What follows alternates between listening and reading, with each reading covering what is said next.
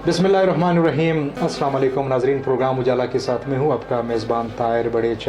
नाज़रीन, इंशाल्लाह आज हमारी गुफ्तगू होगी सीने की जो मुख्तलिफ़ बीमारियाँ हैं उस हवाले से, ख़ास तौर पर टीबी क्या है, टीबी के अलामात क्या है और टीबी की वजूहात क्या है और इसकी ट्रीटमेंट किस तरह की जाती है, और इसके अलावा नमूनिया जो एक ख़तरनाक बीमारी है इसकी क्या वजूहात हो सकती है और इसका तदारुक और इलाज किस तरह मुमकिन है, और इसके अलावा दमा ये भी एक ख़तरनाक बीमारी है और इसकी रोकथाम और इसकी ट्रीटमेंट वजूहात क्या हो सकती है, और इसके अलावा फेफड़ों का जो सरतान है, फेफड़ों का कैंसर है, उस पर भी इंशाल्लाह आज हम गुफ्तगू करेंगे।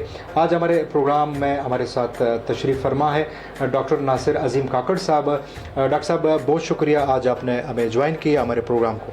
जनाब ताहिर साहब, आपका बहुत शुक्रिया और आपके चैनल का, जिन्होंने लोगों की आगाही के लिए इतना टाइम निकाला और उसको मुख्तस किया। बहुत शुक्रिया। नाज़रीन, आप सबको मालूम होना चाहिए कि डॉक्टर नासिर अज़ीम काकड़ साहब पल्मोनोलॉजिस्ट है, चेस्ट स्पेशलिस्ट है, माहिर अमराज सीना है। तो आज इनसे हमारी गुफ्तगू होगी सीने की जो मुख्तलिफ़ बीमारियाँ हैं उसी हवाले से। डॉक्टर साहब, मेरा पहला क्वेश्चन आपसे ये है, टीबी जो एक बीमारी है, यकीनन लोग बहुत ज़्यादा परेशान होते हैं इससे और एक खौफ उनके चेहरे पे तारी हो जाती है। तो टीबी किस तरह की बीमारी है, इसकी अलामात क्या है और ट्रीटमेंट फिर किस तरह की जाती है? बुनियादी तौर पर टीबी जो है वो एक जरासीम से होती है जिसे माइकोबैक्टीरियम कहते हैं। ये हमारे फेफड़ों को मुतासिर करती है। एक दौर था जब टीबी का इलाज नहीं था, लेकिन खुशाइन बात यह है कि अब टीबी का इलाज 100% मुमकिन है। टीबी के जो जरासीम है वो एक इंसान से दूसरे इंसान में सांस के थ्रू, यानी जब एक मरीज़ खांसता है तो खांसी की वजह से दूसरे बंदे तक या दूसरे इंसान तक मुंतकिल होते हैं, जिसकी वजह से फेफड़ों में सोजिश एक तरह की ज़ख़म पैदा हो जाते हैं, जिसकी अलामत अमूमन तौर पर बुखार होना, खांसी होना, बदन में ढीलापन होना, वज़न का कम होना, ये अलामत होती हैं और ये अमूमन 2 से 3 हफ्ते तक ज़्यादा टाइम लेती हैं, और जब तक इनका इलाज या डायग्नोसिस ना हो तो ये आहिस्ता आहिस्ता उन वक्त के साथ बढ़ रही होती हैं। ये जब एक मरीज़ जिसको टीबी होता है, इसी दौरान अगर उसका इलाज ना हो तो वो बहुत सारे दूसरे लोगों को जो उसके इर्द गिर्द होते हैं अपनी खांसी की वजह से उसको मुतासिर कर सकते हैं। इसलिए इसमें सबसे ज़्यादा तवज्जो तलब जो बात है वो ये है कि टीबी की मरीज़ की बहुत जल्दी तशख़ीस होना ज़रूरी है, ताकि मरीज़ को और बाकी लोगों को भी बचाना उससे एक मकसूद होता है। ठीक है, और इसका इलाज तकरीबन कितने अरसे पर मुय्यत होता है? देखें, टीबी का जो इलाज है, एक टीबी एक फेफड़ों की टीबी होती है। टीबी इसी तरह से फेफड़ों के साथ साथ दिमाग को भी मुतासिर कर सकती है, जो हमारे आंत हैं उनको भी मुतासिर कर सकती है। गिल्टियाँ कभी कभी गिल्टियों की टीबी होती है। जो टीबी का अमूमन इलाज है जो फेफड़ों का है वो 6 महीनों तक मुख्तस होता है। पहले 2 महीने जो है हम मरीज़ को एक किस्म की दवा देते हैं, फिर 2 महीने के बाद उनको तब्दील करते हैं। टोटल 6 महीने का इलाज सीने की जो टीबी है उसका।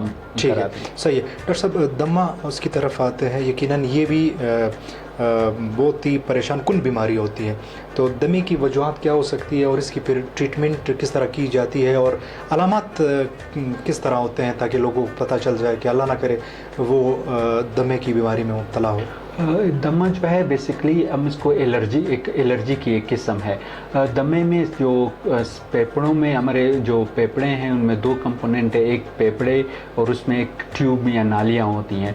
दमा बुनियादी तौर पर उन नालियों को मुतासिर करती है जिसमें सूजश पैदा हो जाती है, सूजन हो जाती है और वो जो नालियाँ हैं वो तंग हो जाती हैं। जो उनकी अलामत है, अक्सर मरीज़ों को खांसी होती है, खुश्क खांसी रहती है और ये खांसी वक्तन बवक्तन कम और ज़्यादा होती रहती है। इसके साथ सीने से आवाज़ें, सीटियों की आवाज़ें आना, सांस में अगर तकलीफ़ ज़्यादा हो तो सांस में तकलीफ़ भी पैदा हो सकती है। तो वजूहात इसके बहुत मुख्तलिफ हैं। कुछ वजूहात उम्र के साथ रिलेटेड हैं, कुछ लोगों को अर्ली एज में, यानी हम कहते हैं कि चाइल्डहुड में ये होती हैं, बचपन वगैरह में ये होती हैं, कुछ लेट ऑनसेट होती हैं, एडल्ट में भी या बुढ़ापे में भी ये हो सकती हैं। एनवायरमेंटल वजूहात, डस्ट और एलर्जी जो हैं, पोल्यूशन उसका बहुत बुनियादी वजह है।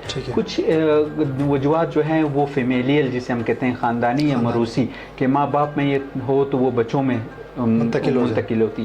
کچھ وجوہات پروفیشنل ہوتی ہیں جہاں پر بندے کام کر رہے ہوتے ہیں. اگر کوئی مثال کے طور پر کوئلے کے کان میں باہر کوئی بندہ پتھر توڑ یہ سڑک پہ کام کرتے ہیں, پتھر توڑتے ہیں, اس سے بھی یہ جو ہے فیکٹریوں میں کام ہو سکتے ہیں. کبھی کبھی لوگوں کو, خواتین کو کچن کی چیزوں میں سے ہو جاتی ہیں, جیسے مسالے وغیرہ, پرفیوم لوگ استعمال کرتے ہیں, ان سے ہو سکتی ہے. تو وجوہات مختلف ہوتی ہیں. علامات جو میں نے آپ کو بتائی ان کی شدت مختلف لوگوں میں مختلف ہوتی ہے. جتنی بیماری بڑھتی ہے اس کی شدت اور اس کی علامات اتنی ہی زیادہ ہوتی جاتی ہے. ٹھیک ہے. اور اس کی ٹریٹمنٹ, علاج, دیکھیں اکثر لوگ یہ سمجھتے ہیں کہ ان کا علاج یا نہیں ہے. بنیادی طور پر ہم ان کو ایسی دوائی دیتے ہیں جو سانس کی نالی تک پہنچے اور ان کی سوزش اور ان کی جو سانس کی نالیں تنگ ہوتی ہیں ان کو صحیح کر سکے. اس کے لیے عموماً ہم انہیلر دیتے ہیں جس سے مریض, وہ مختلف قسم کے آتے ہیں, مریض اس کو سانس سے کھینچتے ہیں, دوائی سانس کی نالیوں تک پہنچتی ہیں اور اس سے اثر کرتی ہیں. لیکن ہمارے ہاں ایک لوگوں میں ایک خوف آراز پایا جاتا ہے کہ یہ انہیلر استعمال نہیں کرنا چاہیے. بالکل. جو لوگ مریض, کچھ لوگ اگر آپ کسی کو لکھ دیتے ہیں, خاص طور پر جوان اگر کوئی مریض ہو, خواتین ہو, وہ سمجھتے ہیں کہ یہ بڑھاپے کی نشانی ہے یا خدا نخواستہ یہ ایسی دوائی ہے جس سے پھر آگے مرض کی اور پھر مرض ٹھیک نہیں ہو سکتا, یا یہ آخری سٹیج ہے, یا یہ مجھے اور ایڈکشن کر دے گا, مجھے عادی بنا دے گا. یہ تمام ایسی باتیں ہیں جس کا کوئی حقائق سے کوئی تعلق نہیں ہے. ہم مریض کو دیتے ہیں, ایون اکثر ہم بچوں کو دے دیتے ہیں, وہ بالکل ٹھیک ہو کے آ جاتے ہیں. تو لوگوں سے گزارش کی ہے جو بھی اس میں ہیں تو انہیلر کے ساتھ ان کے جو ہے کمپلائنس وہ بہت ضروری ہے کہ وہ رکھیں. ٹھیک ہے. ڈاکٹر صاحب, نمونیا کی طرف آتے ہیں. اکثر لوگوں کے ذہن میں یہ ہے کہ نمونیا بیماری صرف بچوں کو لگتی ہے, کیا یہ بڑوں کو بھی لگ سکتی ہے؟ بالکل. اس کی کیا وجوہات ہوتی ہیں اور پھر اس کی ٹریٹمنٹ, علاج؟ نمونیا بیسکلی ہم سوزش کہتے ہیں, جو پھیپھڑوں کی سوزش ہے جراثیم کی وجہ سے, اس کی مختلف جراثیم آتے ہیں. اکثر نمونیا جو ہے وہ دو ایکسٹریم ایج پہ ہوتی ہے, جیسے بچوں میں اور 65 سال سے جو یا بڑھاپے میں جو عمر رسیدہ لوگ ہوتے ہیں, ان میں جب نمونیا ہوتی ہے ان دونوں میں ان کی شدت بہت زیادہ ہوتی ہے. لیکن نمونیا کسی کو بھی ہو سکتا ہے. عموماً اس کا علاج جو ہے وہ اینٹی بائیوٹک ہوتے ہیں, اینٹی بائیوٹک سے وہ ٹھیک ہوتے ہیں. لیکن یہاں پر میں آپ کو ایک بتانا چاہتا ہوں, جیسے آپ نے پہلے سوال کیا, اکثر ہم نے دیکھا ہے کہ بہت سارے لوگوں کو نمونیا نہیں ہوتا, ان کو سادہ الرجی, کھانسی ہوتی ہے, لوگ اکثر ان کو اینٹی بائیوٹک مل رہی ہوتی ہیں. چونکہ ان کی علامات بھی الرجی سے اور ٹی بی کی طرح ہو سکتی ہے, جیسے بخار کا ہونا, کھانسی کا ہونا, بلغم میں کبھی کبھی خون آ جاتا ہے. لیکن یہ عموماً یہ علامات ایک ہفتے تک یعنی سڈن ایک دم سے سٹارٹ ہو جاتی ہیں اور بہت جلدی پروگرس کرتی ہیں. صحیح. اور ڈاکٹر صاحب, آخری کوشچن آپ سے یہ ہے کہ پھیپھڑوں کا سرطان اور جو پھیپھڑوں کا کینسر اللہ نہ کرے کسی کو ہو, اس کی کیا وجوہات ہو سکتی ہے اور پھر اس کی ٹریٹمنٹ اور علامات پھر کس طرح جو ہے وہ معلوم ہو سکتا ہے؟ پھیپھڑوں کا سرطان جو ہے بنیادی طور پر اس کی جو سب سے بڑی وجہ ہے وہ اسموکنگ ہے. جو لوگ سگریٹ نوشی کرتے ہیں, اکثر وہ لوگ میں سرطان کے علامات یا چانسز زیادہ ہو جاتے ہیں. جو ایک ڈبہ سگریٹ پیتے ہیں 10 سال تک تو ان میں چانسز بہت زیادہ ہو جاتے ہیں, لیکن یہ کسی بھی سٹیج پر ہو سکتا ہے. تو سگریٹ نوشی اس کا سب سے بڑا ہو جاتا ہے. دوسرا وجہ ان کی ایئر پولوشن ہے. اب بہت سارے لوگوں میں ہم دیکھا ہے کہ ایئر پولوشن کی وجہ سے یہ ہو سکتا ہے. کبھی کبھی انوائرمنٹ, کام کی وجہ سے جو مختلف, جیسے میں نے آپ کو پہلے بتایا کہ یہ جو اوکوپیشنل ہم اسے کہتے ہیں, اوکوپیشن کے ساتھ بھی ریلیٹڈ. اور اس کے علاوہ دھول مٹی وغیرہ اس سے عموماً نہیں ہوتا. اوکوپیشن جو ہے اسپیسیفک, اس میں کچھ ایجنٹ ہوتے ہیں جو ہمارے لنگز میں یا پھیپھڑوں کو ڈیمیج کرتے ہیں, جس کی وجہ سے یہ ہوتے ہیں. علامات ان کی یہی ہے کہ وزن کا کم ہونا, بخار دیر تک رہنا, کھانسی ہو سکتی ہے, اس میں خون آنا. خاص طور پر وہ لوگ جو سگریٹ پیتے ہیں اور عمر رسیدہ یعنی عمر میں زیادہ ہوتے ہیں تو ان میں چانسز ہم اکثر کنسیڈر کرتے ہیں سرطان کو. لیکن عمر ضروری نہیں ہے کہ زیادہ لوگ یہ سمجھے کہ یہ بڑی عمر میں, اگر کوئی ینگ بندہ ہے وہ بھی سگریٹ نوشی اس حد تک اس نے لمٹ کراس کیا ہے تو وہ اس لمٹ پہ بھی ان کو, مثال کے طور اگر اس نے 10-15 سال تک مسلسل سگریٹ نوشی کی ہے تو چانسز اتنے ہی ہیں جتنے بوڑھے بندے میں ہوتے ہیں. ٹھیک ہے ڈاکٹر صاحب, بہت شکریہ آپ نے آج ہمیں وقت دیا. ایک مختصر سا پیغام ہمارے ویورز کو آپ دے دیجئے.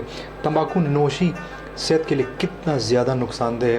لوگ سمجھتے ہیں کہ تمباکو نوشی میں جو ہے وہ جو بڑے بڑے نشے ہیں وہ آ جاتے ہیں, جو چھوٹے موٹے نشے جیسے بیڑی, پان, نسوار, کیا یہ بھی صحت کے لیے بہت زیادہ نقصان دہ ہوتا ہے؟ آپ نے بہت اچھا سوال کیا. ایسا ہے کہ تمباکو نوشی صرف سگریٹ کا پینا نہیں ہے, اس میں اوکا, اکثر ہمارے دیہات میں خواتین اوکا یہ پیتے ہیں, بیڑی اس میں آتی ہیں, نسوار یہ بھی اسی کے, اس میں بھی اس کے کمپوننٹ ہوتے ہیں, شیشہ آج کل لوگ استعمال کر رہے ہیں اور لوگ اکثر ہمارے نوجوان سمجھتے ہیں کہ یہ اس میں تمباکو کا کمپوننٹ نہیں ہے. یہ بھی اتنا ہی خطرناک ہے جتنا سگریٹ ہے. دوسری بات یہ کہ تمباکو جو سگریٹ یا اسموکنگ ہے وہ ہمارے جسم میں تمام سسٹم کو متاثر کرتا ہے. پھیپھڑوں کو چونکہ ڈائریکٹ متاثر کر رہا ہوتا ہے, آپ ڈائریکٹ پھیپھڑوں کے تھرو ہی وہ بدن میں داخل ہو رہا ہوتا ہے, تو پہلے وہ پھیپھڑوں کو متاثر کرتا ہے, اسی کے ساتھ اس سے فالج ہو سکتا ہے, اس سے دل کی بیماریاں ہوتی ہیں, معدے کی تکلیف ہو سکتی ہے, ہڈیوں کو وہ کمزور کر سکتا ہے. سو ایسا نہیں ہے کہ یہ ایک کمپوننٹ کو وہ متاثر کرتا ہے. جتنا اس سے میں اپنے جو نوجوان ہیں خاص طور پر جو عادتاً یا سٹائل کے لیے یا متاثر ہو کے فلم یا کسی اور اس سے شوقیہ اسے پیتے ہیں, کہ ایک کنسپٹ بہت ایک عجیب سا کنسپٹ ہے کہ وہ کہتے ہیں کہ ہم تو سگریٹ پی رہے ہیں, ہمیں کوئی نقصان نہیں ہوا. تو وہ چانسز اتنے ہی ہوتے ہیں, نقصان اس ٹائم پتہ چلتا ہے جب وہ ہاسپٹل میں ہمارے پاس آتے ہیں. تو روڈ پہ یا اگر ریسٹورانٹ میں کوئی پی رہا ہے تو اس ٹائم وہ نقصان نہیں چلتا, جب اینڈ سٹیج میں اس کے نقصانات آتے ہیں تب نقصان ہو چکا ہوتا ہے اور مریض اس ٹائم پھر اس کو ریورس نہیں کر پاتا. تو میری ان سے گزارش ہو کہ خاص طور پر کہ جو پی رہے ہیں ان کو سٹاپ کر دیں اور بہتر جلد سے جلد ان کو اوائڈ کر دیں تو بہتری ہوگی. ڈاکٹر صاحب بہت شکریہ ہمیں وقت دینے کا, تھینک یو سو مچ, بڑی مہربانی. جی ناظرین, آج کے پروگرام میں ہمارے ساتھ موجود ہے محترم ڈاکٹر ناصر عظیم کاکڑ صاحب. ان کی بہترین باتیں, ان کی خوبصورت باتیں خاص طور پر جو سینے کی مختلف بیماریوں کے حوالے سے تھی آپ سب نے سنی. اس امید کے ساتھ کہ آج کا پروگرام آپ سب کو پسند آیا ہوگا. انشاءاللہ پھر نیکسٹ ٹائم کسی اور گیسٹ کے ساتھ کسی اور پروگرام میں آپ کی خدمت میں حاضر ہوں گا. تب تک اپنے میزبان طاہر بڑیچ کو پروگرام اجالا سے اجازت دیجیے. اللہ نگہبان.